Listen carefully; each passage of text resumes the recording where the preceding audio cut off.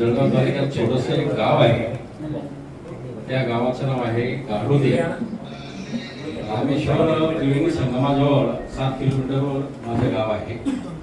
4 kilometre अंतरावरती ज्या शाळेत शिकलो त्या शाळेत मी प्राचार्यपदी नियुक्ती झालो.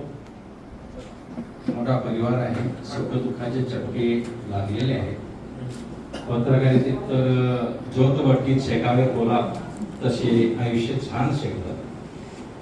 व्यासपीठावर या ठिकाणी आदरणीय सन्माननीय केंद्रीय संस्थापक अध्यक्ष नरेंद्र कदम साहेब, केंद्रीय उपाध्यक्ष रवींद्र पवार साहेब, केंद्रीय खजिनदार ललित खरे साहेब, केंद्रीय सदस्य गणेश पाटील, सुनील चौधरी, जोशीलाल पगारे. 1979 पासून या पत्रकारितेला सुरुवात झाली. सुरुवातीला पेन कागद नाही म्हणत होता, तर समोर जो अन्याय बघितला, झोपीतला गर्भ श्रीमंत जो गरिबांवर अन्याय करतो, त्या विचारांना धरून मन असं बोलायला लागलं की आपण लेखणीची धार कोथट काशेना सुरुवात करायला नाही. तर बंधूंनो, आपल्यासारखे बरेच या ठिकाणी प्रगाढ पत्रकारितेत अनुभवी आहेत, परंतु खेड्यामध्ये भारत खेड्यात जन्मलेला आहे. ठीक आहे, पण खेड्यामध्ये जे दुःख आहे ते दुःख शहरात नाही.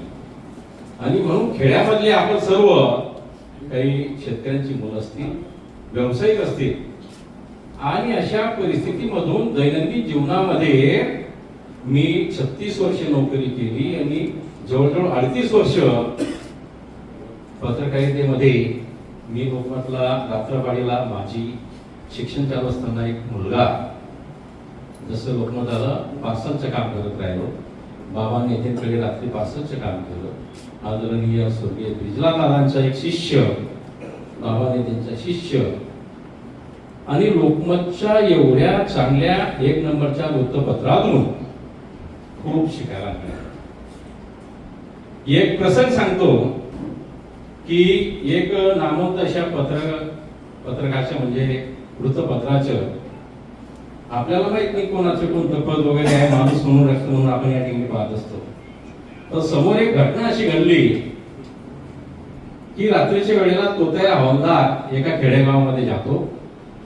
दवाखान्याच्या डॉक्टरला त्या ठिकाणी 3 तोतया हवालदार पाठवले आणि गरीब माणसांकडनं रात्री 3000, गृह खात्यातला माणूस आहे म्हणून त्या गरीब फॅमिलीमधून 3000 काढले.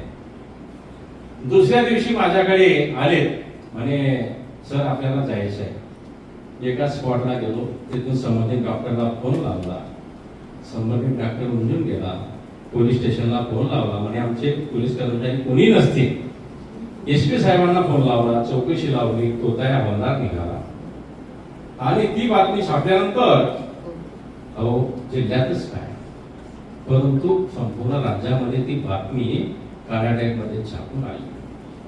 संबंधित दवाखान्यावरती कार्यवाही झाली आणि संबंधिताला जो न्याय मिळाला ते मोठं समाधान माझ्या मनाला पत्रकारितेतून मिळालं. दुसरे एक घटना अशी सांगतो, थोडक्यात बसतो.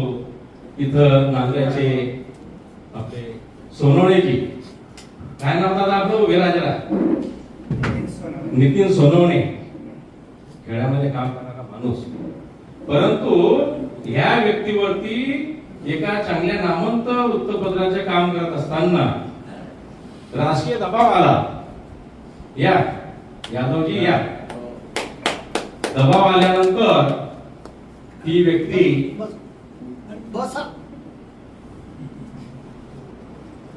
या व्यक्तीनं मला फोन केला, असं असं झालेलं आहे सर. मी तालुक्याला अनेक शहरातल्या सर्व पत्रकारांना माध्यमिक पतपेढीमध्ये बोलवलं. तिथं एवढं मोठी सभा घेतली. लक्षात घ्या, सभा घेण्यापेक्षा न्याय द्यायच्या पत्रकारांना.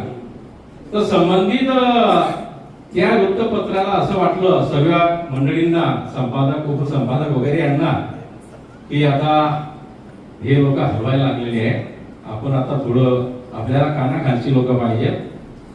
जो न्याय मिळाला नितीनकडून त्या नितीनला पूर्ण न्याय दिला आणि गाव पातळीवरचं पूर्ण राजकारणाने थांबवून घेतलं.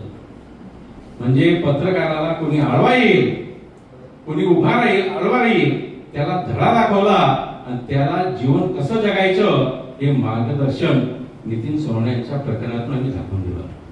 भगवान सोनार एक नाव आहे, चळवळ आहे आणि हे जे व्यासपीठ आहे अनुभव संपन्न या व्यक्तीच्या मार्गदर्शनानं आपल्याला या ठिकाणी काम करायचं आहे.